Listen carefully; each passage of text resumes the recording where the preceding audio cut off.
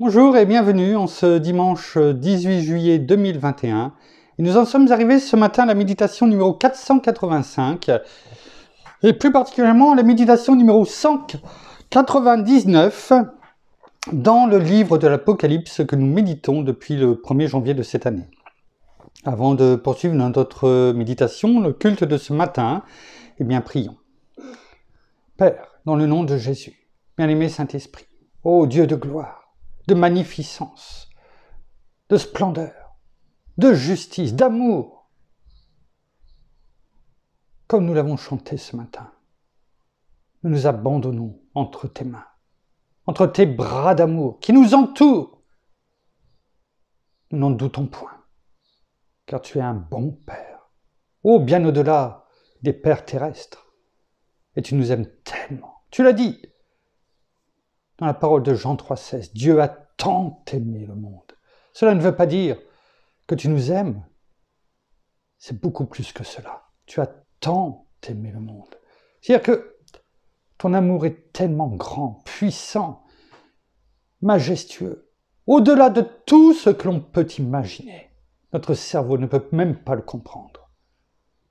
Tu as tant aimé, tu nous as tant aimés, et tu nous aimes tellement encore, eh bien que tu as envoyé ton Fils. Non pas ton Fils unique, tout simplement, mais ton Fils unique, le seul, afin qu'il vienne parmi nous, marcher parmi nous. Non seulement te faire connaître, nous laisser les commandements, la parole divine, mais aussi souffrir pour nous. Afin que nous ayons non seulement la guérison divine, mais surtout aussi la vie éternelle en Christ Jésus. Afin que tu nous adoptes. Alors oui, merci Père, dans le nom de Jésus, pour tout ce que tu as fait, que tu fais, et que tu feras éternellement pour tes enfants. À toi toute la gloire, Père, dans le nom de Jésus. Merci, bien-aimé Saint-Esprit. Amen.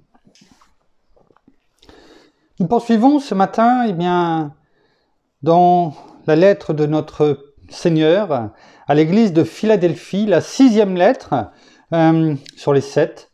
Donc, il n'en reste plus énormément. Et on sait très bien qu'entre la 6e et la 7e, cela décrit bien ce que nous vivons de nos jours. Mais pas que de simplement nos jours, mais depuis, on va dire, la période de 1800, qui représente bien l'esprit spirituel de l'église missionnaire, on va dire. Même si, bien sûr, cette lettre était pour toutes les périodes aussi de l'histoire, pour tous les frères et sœurs de l'Église. Mais ces deux dernières lettres représentent également, les deux groupes. Oh, nous en parlons des groupes. Actuellement, il y a les vaccinés et les non-vaccinés. Bien sûr, on ne va pas revenir encore dessus. Mais c'est un petit peu la même chose. Je ne compare pas les vaccinés et les non-vaccinés dans un groupe ou dans l'autre. Ce que je veux dire, c'est qu'il y a deux groupes. Il y a l'Église fidèle, que nous méditons, je dirais même au travers des 6 premières lettres, mais encore plus pour l'Église de Philadelphie, qui représente, avec Smyrne, l'Église fidèle. Celle que le Seigneur a dit, et à qui il ne fait aucun reproche, et qu'il dit qu'il vient les chercher. Alors que dans les autres lettres, il n'a pas dit qu'il ne venait pas, qu'il n'y avait aucun espoir. Avec notre Seigneur, il a toujours un espoir. Mais il leur a dit à chaque fois, si tu te repens. Donc, pour les autres frères et sœurs, membres de l'Église, des 4 dernières lettres, en tout cas des 4 lettres sur les 6 que nous avons vues, s'ils demeurent dans l'esprit spirituel qui est le leur, le Seigneur dit qu'il n'y a peu de chances, voire pas du tout, en tout cas qu'ils viennent les chercher. Il dit simplement, tu peux si tu te repens. Le message est clair. Et ces deux dernières lettres, celle de l'église, la lettre à l'église de Philadelphie et celle que nous verrons par la suite, la dernière à l'église de Laodicée, représentent les deux groupes. Celui à qui nous devons, je dirais, non pas ressembler, parce que le but c'est que nous sommes tous uniques. Nous devons ressembler à une personne, à Christ notre Seigneur. Et c'est cette épouse qu'il vient rechercher. Et nous verrons qu'il ne faut surtout pas, en tout cas, se retrouver avec l'esprit spirituel de l'Église de Laodicée. Et nous en sommes arrivés au verset 10, que nous avons déjà bien sûr commencé à méditer, mais nous allons le reprendre, donc chapitre 3 dans le livre de l'Apocalypse, verset numéro 10, sachant que la lettre de Philadelphie va du verset numéro 7 au verset numéro 13, et on reprend ce matin le verset numéro 10. Il est écrit, c'est notre Seigneur, bien sûr Jésus qui parle, il dit « Parce que tu as gardé la parole de la persévérance en moi, c'est-à-dire en Christ Jésus, je te garderai moi aussi. » On voit bien, la condition. Je te garderai moi aussi de quoi? De l'heure de l'épreuve qui va venir sur le monde entier pour éprouver les habitants de la terre. Nous l'avons vu en partie hier. L'épreuve, la tentation, nous avons vu tout cela. Et nous avons même dit que ce que nous vivons aujourd'hui, ce n'est pas cette grande tribulation, celle que nous avons vue dans Matthieu chapitre 24, verset 21.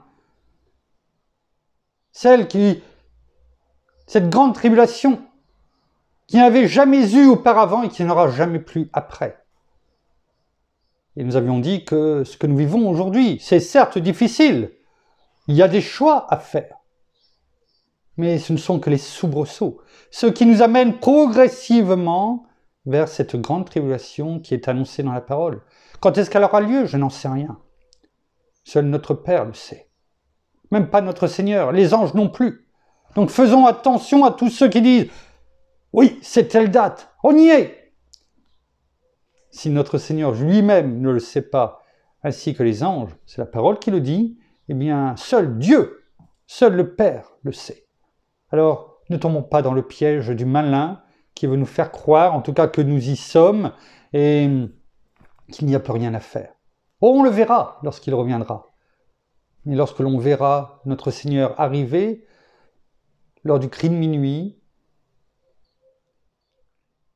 vaut mieux être du bon côté de la porte, parce que la porte sera fermée. Tout comme l'arche de Noé avait eu cette porte fermée lorsque les eaux commençaient à monter, il était trop tard. Beaucoup voudront rentrer, donner leur cœur, comme on l'a chanté, « Je te donne tout, je te donne tout !» Et oui, voyez ce point fermé. Quand on l'a chanté ce matin, ce que j'espère que vous avez fait aussi chez vous, cette dernière louange, quand je le disais, je te donne mon cœur, je te donne mon âme, prends mon cœur, je te donne tout. Le gros problème, c'est qu'aussi bien dans le monde, et ainsi aussi que pour beaucoup de chrétiens, le problème c'est qu'ils sont là. Je te donne tout. Mais comment voulons-nous donner si on garde le poing fermé? Quand on donne, on ouvre la main. Pourquoi? Parce que lorsque l'on ouvre la main, non seulement on donne, mais on reçoit. On ne peut pas donner avec une main fermée, on ne peut pas non plus recevoir. Et le problème, c'est que l'on est fort, on est prompt à dire « Oh Seigneur, je te donne mon âme, je te donne mon cœur, c'est pour toi, prends-le !» Mais il ne peut pas le prendre, on a le poing fermé.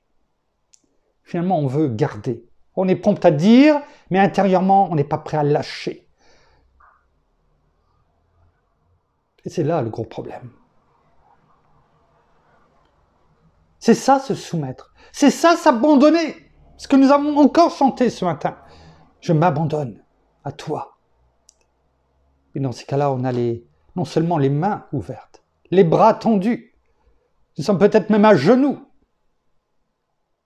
On s'abandonne totalement. Mais non, bien souvent, on veut encore retenir ce lien qui est avec le monde, avec ce qui est de la chair, qu'on ne veut pas se séparer. Et pourtant, le Seigneur nous dit, abandonne-toi. Oh, cela ne veut pas dire que tu vas tout perdre, parce que je vais te donner en retour. Tellement plus. Tellement des choses meilleures pour toi.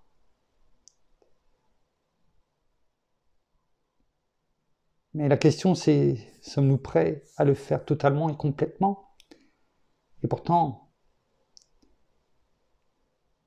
l'église de Philadelphie, c'est celle-ci.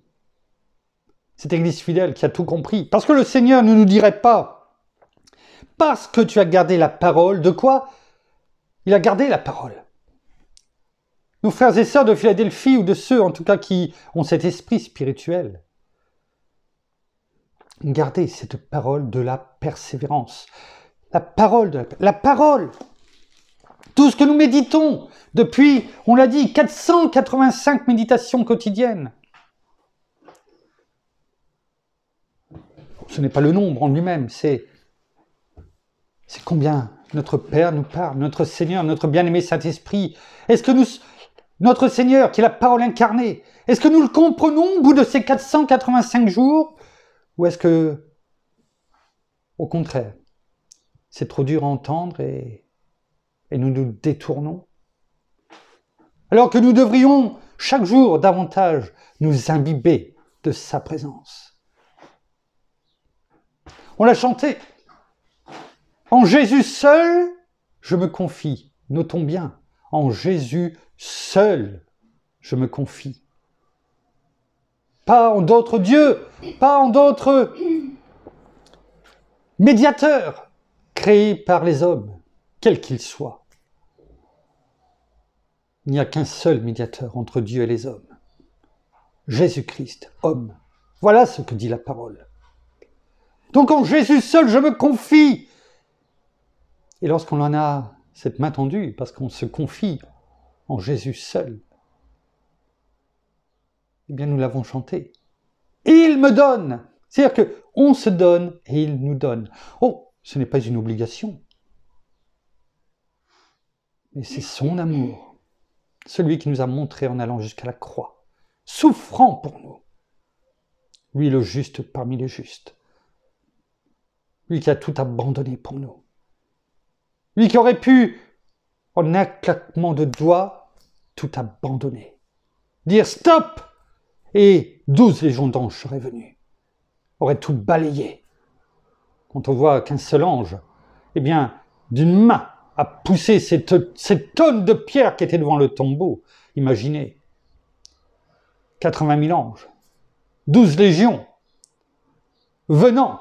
Balayant tout avec leur épée flamboyante et leur char de feu sur leur passage.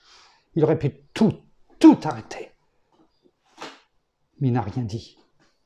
La parole le dit dans Ésaïe 53. Il a été comme cette brebis que l'on mène à l'abattoir, en silence, sans rien dire. Il a tout enduré pour nous, parce qu'il ne voyait pas sa souffrance. Ce qu'il souffrait, ce qu'il allait encore endurer.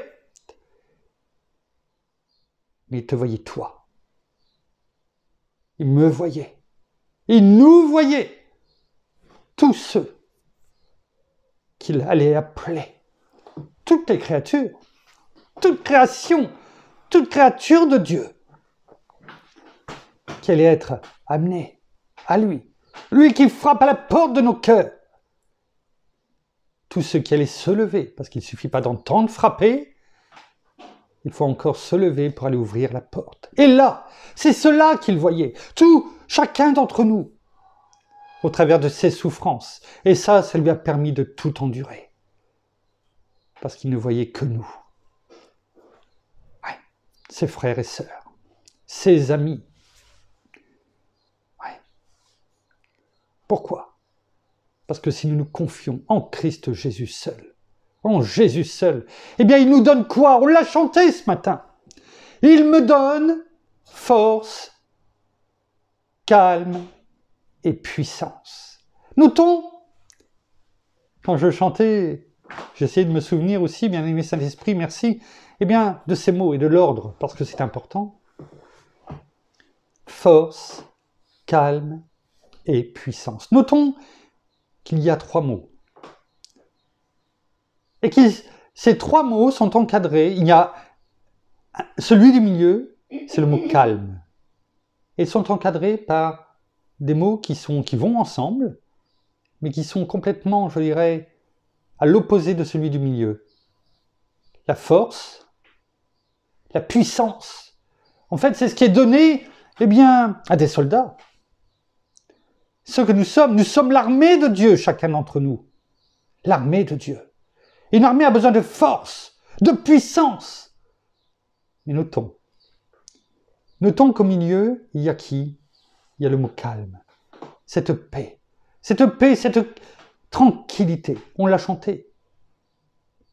Car avec toi, je suis tranquille. Car tu es là. Je suis tranquille, car tu es là. Tranquille, calme. Notons ce que nous recevons en Christ Jésus seul. Parce que son caractère est en nous. Le fruit de l'esprit, pas les fruits de l'esprit, le fruit de l'esprit, qui est amour, joie, paix, bonté, bienveillance, fidélité, douceur et maîtrise de soi. C'est-à-dire le calme, encadré par la force et la puissance, qui est notre Seigneur, notre Père, notre bien-aimé Saint-Esprit en nous. Alors, oui, cette grande tribulation qui arrive, parce que nous ne sommes pas éloignés, nous sommes en plein dedans. Cette grande tribulation à venir, eh bien, nous commençons à nous en préparer, à nous y préparer, à travers de ces petits soubresauts qui sont aujourd'hui les nôtres. Qu'importe le choix que vous avez fait aujourd'hui par rapport à ce que nous vivons, qu'importe. Je ne suis pas là pour juger. Nous sommes là pour demeurer, persévérer en Christ Jésus. Est-ce que le Seigneur nous dit, je te dis, va te faire vacciner? Peut-être que certains le disent, qu'importe. Moi, je n'ai pas l'impression, en tout cas, de lire ceci. La force, la puissance de persévérer, c'est le message de l'Église à Philadelphie, de l'Église qui est donné à l'Église de Philadelphie, ce modèle que nous devons être. Est-ce que nous pouvons avoir la force et la puissance, mais aussi le calme? Est-ce que nous pouvons demeurer et persévérer en Christ Jésus notre Seigneur et courir à la moindre allocution quelle qu'elle soit, à la moindre pression de qui? De Dieu? Non, des hommes. Ne connaissant pas la vérité. Ce matin, nous prions avec mon épouse et comme on le fait chaque jour, et le Seigneur nous dit dans 1 Corinthiens 3, 16, 17, « Ne savez-vous pas que vous êtes le temple de Dieu et que l'Esprit de Dieu habite en vous ?»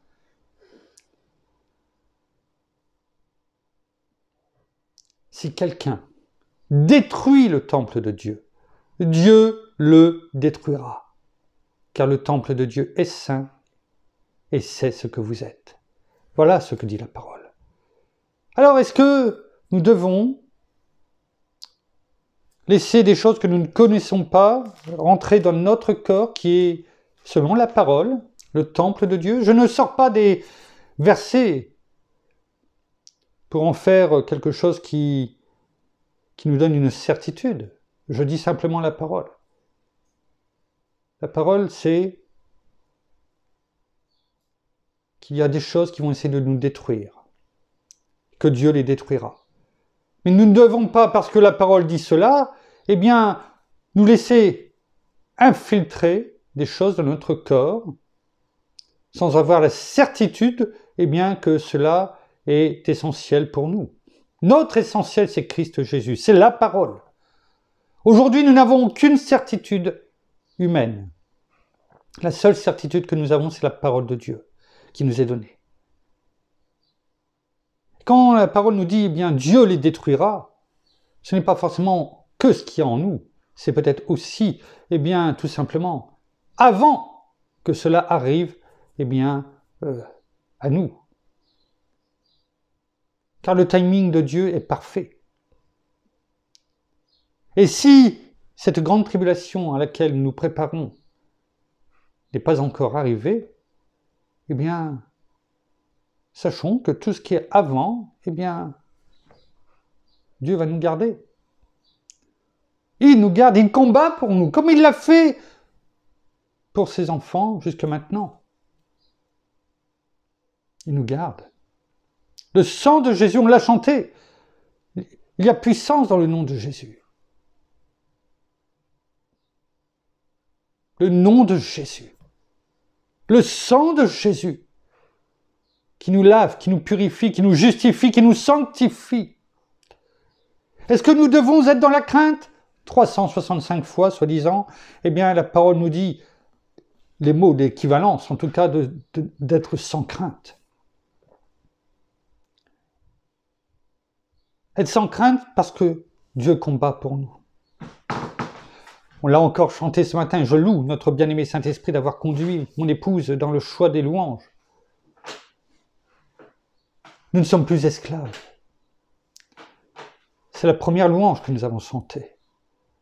Nous ne sommes plus esclaves de la peur. Je suis enfant de Dieu. Est-ce que cela veut dire que nous ne devons pas avoir par moments peur ? C'est pas tout à fait cela. Oui, on peut avoir peur, mais le but, c'est de ne pas rester dans la peur, ne pas y demeurer, de ne pas rester des jours et des jours. C'est quand la peur vient, quand la crainte vient, c'est de tout de suite dire, oui, mais Seigneur, tu es là, je suis enfant de Dieu, tu es là en moi, à mes côtés. Et Père, tu m'abrites de tes bras, tu as envoyé des anges, parce que tu as créé ce ministère angélique pour ceux qui doivent hériter du salut. Et j'ai ce salut éternel, la vie éternelle. Tu as dit que tu combattais pour moi. Tu l'as dit à Josué. Et ce que tu as dit à Josué, c'est également pour moi. Que tu es là, partout où je vais. Alors oui, je ne me laisse pas envahir par la peur, par la crainte. Parce que tu m'as libéré. Parce que, on l'a chanté. Voyez, rappelez-vous, il ne suffit pas de chanter. Ce que l'on déclare et proclame, il faut le prendre pour nous. Le graver sur les tables de notre cœur, afin que cela devienne vie en nous. Qu'allons-nous chanter ce matin ? Je ne suis plus esclave de la peur. Mes peurs se noient dans ton amour. L'amour de Dieu est parfait, parce que nous avons le caractère de Christ en nous. On l'a dit tout à l'heure dans Galates 5, 22, le premier fruit de l'esprit, c'est amour. L'amour de Dieu, l'amour de notre Seigneur. Notre bien-aimé Saint-Esprit. Nous sommes inondés de son amour. Et donc nos peurs se noient dans son amour. Ce n'est pas simplement des mots, c'est une réalité.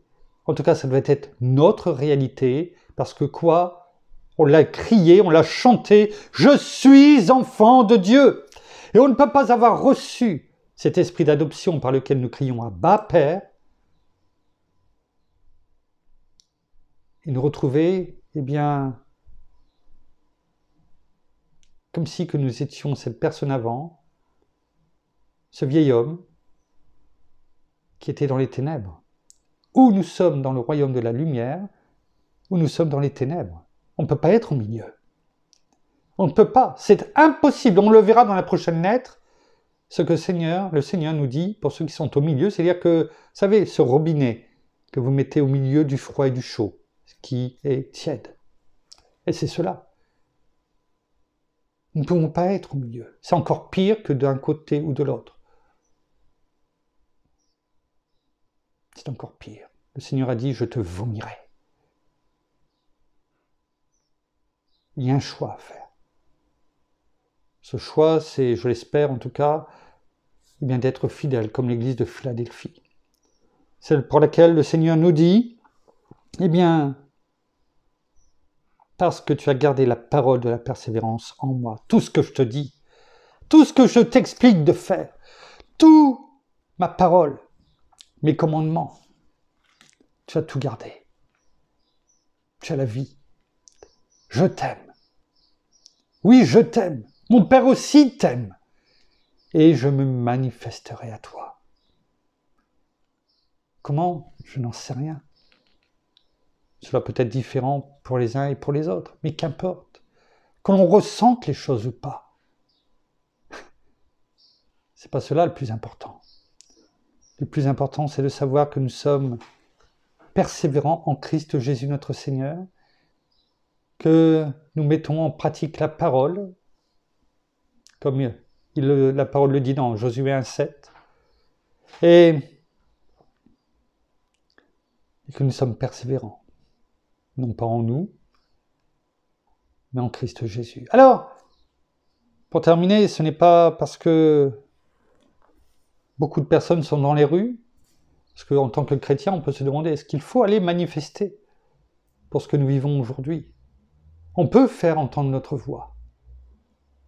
Il y a différentes façons de le faire.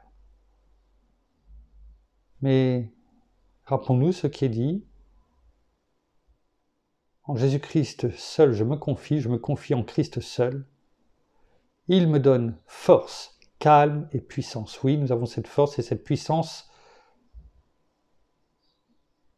de déclarer et proclamer la parole. Pas pour casser, pas pour frapper, pas pour critiquer, mais pour demeurer ferme dans la parole. Alors, est-ce qu'un chrétien devrait-il aller manifester? Je laisse cette réponse à chacun. N'oublions pas une chose, c'est que l'effet de masse, l'effet de foule, amène toujours, en règle générale, à la dérive. On le sait, on le voit. Ce qui ne veut pas dire que 98% peut-être des personnes qui sont là sont dans le calme, en tout cas veulent manifester le calme. Mais l'effet de masse arrive toujours à des mauvaises choses à la fin.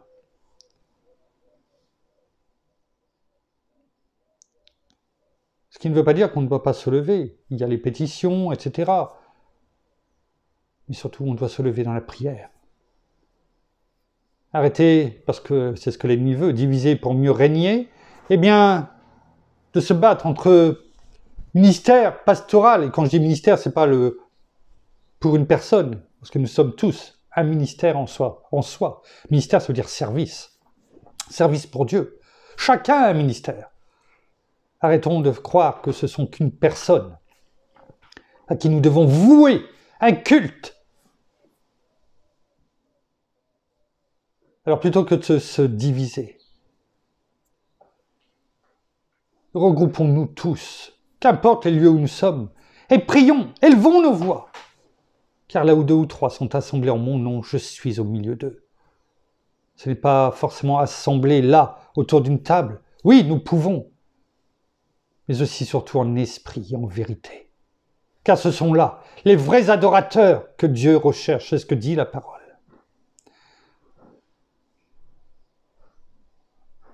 On l'a chanté encore pour terminer dans Abrite-moi. Eh bien, jamais, jamais tu nous abandonneras, Père. Jamais tu nous délaisseras. C'est ce qui est écrit dans la parole d'Hébreux 13, verset 5. Et tout ce que tu dis, tu l'accomplis. Pour terminer, ces versets me sont revenus, eh bien, cette semaine en tête. Je préfère les prendre parce que je ne les connais pas, bien sûr, tous par cœur, mais la parole est là. On va prendre tout d'abord dans Ésaïe 43. Cela peut nous faire du bien dans ces temps difficiles. Mon épouse insiste pour que je bois, alors je vais prendre un petit peu. Merci. Écoutons cette parole. Cette parole que nous devons faire nôtre, plutôt que de nous laisser attirer par le monde, ou par, en tout cas, les personnes du monde, qui nous attirent, oh non pas pour notre bien. Ouais. Parce que, on l'a dit, nos peurs se noient dans son amour. Et malheureusement, le monde se noie tout court. Et on le voit tous les jours. Ouais. Il est écrit dans Ésaïe, chapitre 43. Écoutez ces phrases, ces versets. Verset 1er. Sois sans crainte, car je t'ai racheté. Nous avons été rachetés en tant qu'enfants de Dieu par Christ notre Seigneur, on l'a dit tout à l'heure. Sois sans crainte, car je t'ai racheté. Je t'ai appelé par ton nom. Notre Seigneur nous connaît, notre Père. Il connaît ton nom, le mien. personnellement. Il nous connaît, c'est cela que ça veut dire. Il nous connaît personnellement. Tu es à moi. Rien que cela devrait nous faire bondir de joie, tressaillir d'allégresse. Notre Père qui nous dit « Je t'ai appelé par ton nom, tu es à moi !» point d'exclamation. C'est-à-dire qu'il n'y a rien à dire derrière. Personne ne peut dire le contraire. Si tu traverses les eaux, je serai avec toi. Et les fleuves, ils ne te submergeront pas. Si tu marches dans le feu, tu ne te brûleras pas. Et la flamme ne te consumera pas. Car je suis l'Éternel, ton Dieu, le Saint d'Israël, ton Sauveur. Voilà. Bien sûr, tout cela fait référence aux tempêtes, aux tribulations que nous pouvons traverser. Hein, c'est ces images-là, bien sûr, qui sont données. Hein, l'eau, le feu, les fleuves, c'est ces tempêtes. Petites, moyennes ou grandes.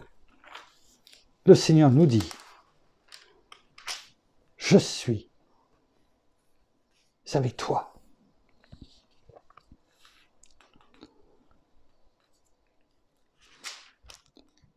Et dans Isaïe, après Isaïe 43, nous pouvons avoir cette certitude que ce que nous avons lu là, tout comme on le dit dans Nombre 23, 19, car Dieu n'est pas un homme pour mentir, ni un fils d'homme pour se repentir. Ce qu'il a dit ne le fera-t-il pas? Ce qu'il a déclaré ne l'exécutera-t-il pas? Eh bien, il le redit ici dans Isaïe 55. À partir du verset 8, on va le prendre. Verset 8 à 11.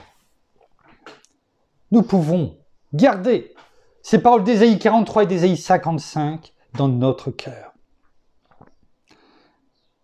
Quitte à les apprendre, à les garder en tout cas, ou les écrire, pour toujours les ressortir si nous en avons besoin, et je dirais même chaque jour. En tout cas, c'est ce que je vais faire de mon côté. Afin de comprendre, quels que soient les domaines de notre vie, quel que soit le monde et l'attirance, ou en tout cas des tentations, ou les accusations déguisées, tout comme Satan l'a fait avec notre Seigneur dans le désert, nous pourrons dire ces mots.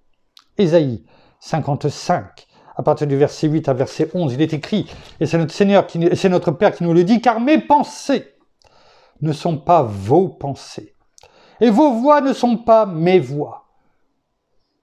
Oracle de l'Éternel, ça veut dire, c'est mon ordre. Un frère me disait, c'est le drapeau de Dieu. Ce n'est pas liberté, égalité, fraternité qui a explosé totalement, complètement. C'est mes pensées ne sont pas vos pensées, vos voix ne sont pas mes voix, oracle de l'Éternel. Autant les cieux sont élevés au-dessus de la terre, autant mes voix sont élevées au-dessus de vos voix. Ne ramenons pas notre Père à ce que nous voulons. C'est impossible, car lui sait ce que nous avons besoin. Et en son temps, parce que son timing est parfait, il nous les donne.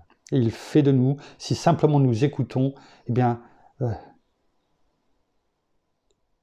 bonheur que nous avons besoin.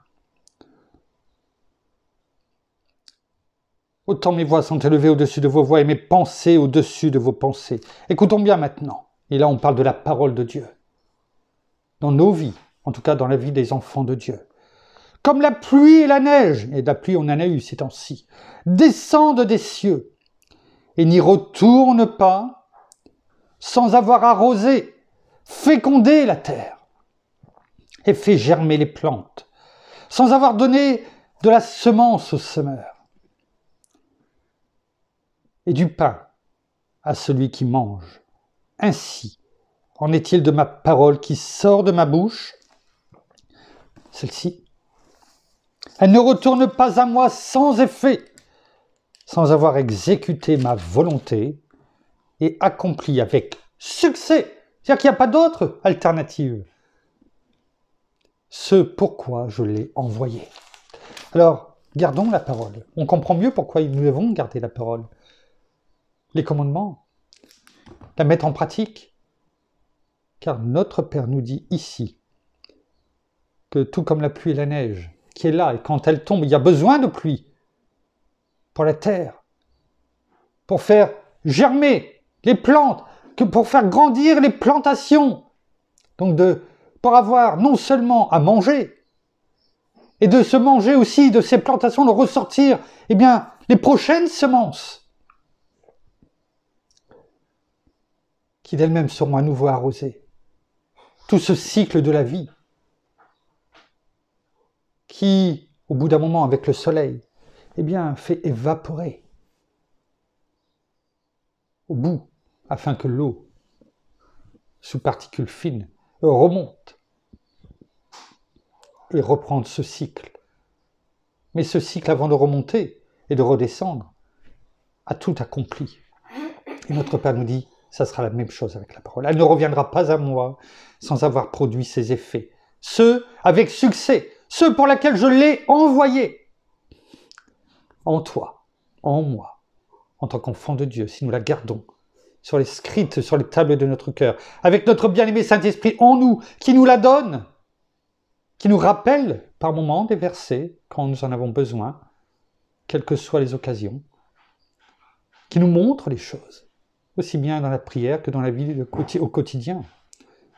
Notre Père nous dit, cette parole que je t'ai donnée, celle pour laquelle je t'ai appelé, elle va produire avec succès en toi son effet. Car je sais, je te connais, je sais pourquoi je t'ai appelé, je sais pourquoi je te l'ai donné, la parole. Et si tu m'écoutes et si tu t'abandonnes à moi, tout se fera avec succès, selon la volonté de notre Père, et nous ressemblerons ainsi à Christ Jésus notre Seigneur, qui lui-même a accompli, tout comme il l'a dit sur la croix, tout est accompli. C'est-à-dire, Père, tout ce pourquoi tu m'as envoyé, moi la parole incarnée, tout ce que tu m'as donné, tout ce que tu m'as dit de dire, de faire, je l'ai fait. Père, j'ai fait toute ta volonté. C'est pourquoi notre Seigneur ne reviendra pas avant, pour accomplir autre chose. Parce que tout ce que notre Père l'a envoyé faire sur la terre, c'est-à-dire la parole finalement, a été accompli avec succès. C'est cela, les mots de notre Seigneur sur la croix, quand il souffrait. Tout est accompli. Et cette même parole, ne demande que s'accomplir à nous, en nous, à partir du moment où, tout comme notre Seigneur, lorsqu'il a décidé avant, mais aussi au jardin de Gethsémanée, et qu'il a dit, Père, ta volonté, et rien que ta volonté, non pas la mienne. Merci, Père. Merci, Seigneur. Merci, bien-aimé Saint-Esprit. Nous terminons par la prière.